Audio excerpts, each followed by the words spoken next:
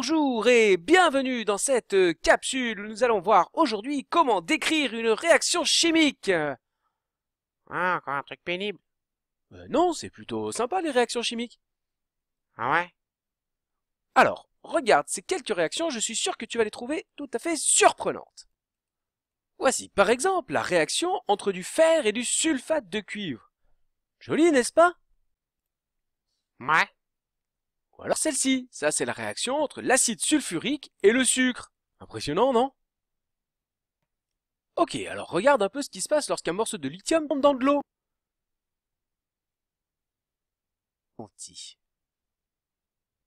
Alors, qu'est-ce que t'en penses? Plutôt joli, non? Ouais. Allez, une petite dernière pour la route. Voici ce qui se passe quand on mélange du thiocyanate de potassium, du mercure et de l'acide. Hey, c'est un serpent. Oui, c'est pas tout à fait comme ça que laisse, mais ça y ressemble, c'est assez joli. Ouais, d'accord. En fait, pour les chimistes, une réaction chimique, c'est le passage d'un état initial qui contient des réactifs et qui passe grâce à la réaction à un état final qui contient des produits. Et voilà, ça redevient pénible. Hey, t'as pas d'autres vidéos là? Si, par exemple, voici une vidéo de la combustion.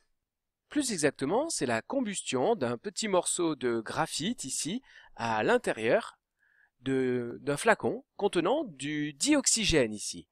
Voici ce qu'il se passe. Donc on rend le graphite légèrement incandescent ici, de manière, voilà, incandescent, c'est qu'il il est chaud. Et on l'introduit ici dans le dioxygène. Et on voit que grâce au dioxygène, le graphite se consume, il y a une combustion qui a lieu, puisqu'on voit que ici, cette flamme qui est fortement réavivée. Alors au passage, vous pouvez constater que, hop, il y a de la buée qui vient se déposer sur les parois du récipient ici. On peut donc imaginer qu'il y a eu une production d'eau. Alors la présence de ces gouttelettes d'eau sur les parois laisse présager qu'il y a de l'eau, oui, mais est-ce que c'est vraiment le seul produit qui a été formé par la réaction? Alors ici, on va faire une petite expérience. On prend de l'eau de chaux que l'on introduit ici à l'intérieur du récipient. Voyons ce qui se passe. En route. Allez, allez, on se dépêche un peu, on met l'eau de chaux. Voilà. Donc initialement, hop, l'eau de chaux était incolore et on le voit dès maintenant, d'ores et déjà, que l'eau de chaux ici change de couleur, on dit qu'elle se trouble, ce qui met en évidence la présence de dioxyde de carbone. Alors, comment décrire cette expérience? Eh bien, lorsqu'on décrit un état initial ou un état final, dès qu'on décrit une réaction chimique, il faut donner la nature et la quantité des espèces, leur état physique avec un petit s pour solide, petit l pour liquide, g pour les gaz et aqueux pour les solutions qui contiennent de l'eau, les solutions aqueuses. Il convient également de donner la température et la pression de chaque état initial et final pour chaque réactif. Alors dans la réaction que nous venons de voir, dans l'état initial, nous avions comme réactif du fusain, c'est-à-dire du carbone, du dioxygène qui était sous l'état gazeux, et puis la température initiale était la température ambiante d'une vingtaine de degrés Celsius, et la pression était une pression atmosphérique normale. À la fin de la réaction, on a obtenu du dioxyde de carbone, puisque l'eau de chaux s'est troublée. De l'eau, c'est ce qu'on a vu, c'était la petite buée qui était sur les parois. Alors, reste-t-il du fusain? Reste-t-il du dioxyde de carbone? Eh bien cela, ça dépend des quantités des espèces qu'on a introduites initialement. Enfin, pour finir de décrire cet état final, on pourrait constater que la température a augmenté et que la pression, si on n'a pas mis de bouchon hermétique, la pression est restée à une valeur qui était égale à la pression atmosphérique. Pour aller un petit peu plus loin, prenons un autre exemple. Chez vous, lorsque vous cuisinez, vous utilisez certainement du méthane dans vos cuisinières. La formule chimique du méthane est CH4. Alors, lorsque la cuisinière chauffe, lorsqu'il y a cette combustion, on a encore une fois du méthane qui réagit ici avec le dioxygène de l'air pour former, comme dans la combustion précédente, du dioxyde de carbone et de l'eau. Alors, rappelez-vous de la phrase de Lavoisier, rien ne se perd, rien ne se crée, tout se transforme. C'est-à-dire que lors de cette combustion, il n'y a pas de perte d'éléments chimiques. On dit que la masse se conserve, c'est-à-dire que la masse des réactifs est égale à la masse des produits. Vu différemment, les atomes vont se combiner et vont se conserver en nature et en nombre. Alors, qu'est-ce que ça signifie?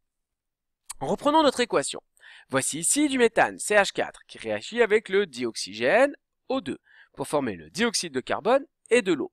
Alors si on regarde si les éléments chimiques se conservent, on a un atome de carbone ici en noir au départ, un atome de carbone à l'arrivée, pas de problème. Par contre, si on regarde au niveau du dioxygène, au niveau de l'oxygène, j'ai du dioxygène ici, donc 2 atomes d'oxygène, et par contre, à l'arrivée, j'en ai 3. J'avais initialement 4 atomes d'hydrogène, 1, 2, 3, 4, et j'en ai à l'arrivée plus que 2. Alors comment faire pour que il y ait une conservation des éléments chimiques? Alors pour ça, il va falloir modifier ce qu'on appelle les coefficients stoichiométriques. Alors voici l'équation modifiée où j'ai changé les coefficients stoichiométriques, ce qui revient à faire ceci. En modifiant ces coefficients, on a donc le résultat suivant. Un carbone ici, dans les produits, dans les réactifs. Donc, il y a eu conservation au niveau du carbone.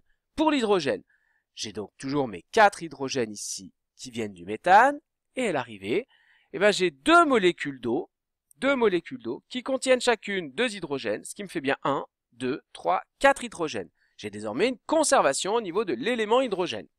Pour l'oxygène maintenant, si on place un coefficient stoichiométrique égal à 2 ici devant le symbole O2 pour le dioxygène, on a donc 2 molécules de dioxygène, soit 4 atomes d'oxygène, et dans les produits, j'ai bien 1, 2, 3 et 4 atomes d'oxygène, puisque j'ai rajouté un petit 2 comme coefficient stoichiométrique ici, devant la quantité de molécules d'eau produites. Alors, j'ai vérifié les oxygènes, le carbone, les hydrogènes. L'équation est donc désormais équilibrée. Alors dans cette équation, lorsqu'il n'y a pas de chiffre ici devant le symbole ici du méthane, CH4, lorsqu'il n'y a pas de chiffre, c'est équivalent à 1. Voilà. Alors pour généraliser, voilà comment on peut faire pour équilibrer une équation bilan. D'abord, dans la réaction, il faut identifier les produits et les réactifs, placer dans l'équation les réactifs à gauche, les produits à droite, et ensuite on va ajuster les coefficients stoichiométriques en commençant toujours par équilibrer les charges. Prenons un exemple. Ici, le magnésium est neutre. Ici, j'ai des ions H+, donc une charge positive. J'obtiens des ions Mg2+, avec 2 charges positives et du dihydrogène. Donc si on commence par équilibrer des charges, 2 charges plus ici, une seule de là, je rajoute donc un coefficient stoichiométrique égal à 2 ici, et désormais j'ai 2 fois H+, c'est-à-dire 2 charges plus ici, et 2 charges plus de ce côté. Étape suivante, on équilibre les éléments, un magnésium dans les réactifs, un magnésium dans les produits, 2 hydrogènes dans les réactifs, 2 hydrogènes dans les produits. Mon équation est désormais équilibrée. Alors s'il arrivait à ce que les coefficients stoichiométriques ne soient pas entiers, il faudrait les multiplier en conséquence. On verra un exemple en classe. Alors on va faire un petit défi pour voir si vous avez compris. Voici une autre équation de combustion, celle de l'éthanol dans le dioxygène.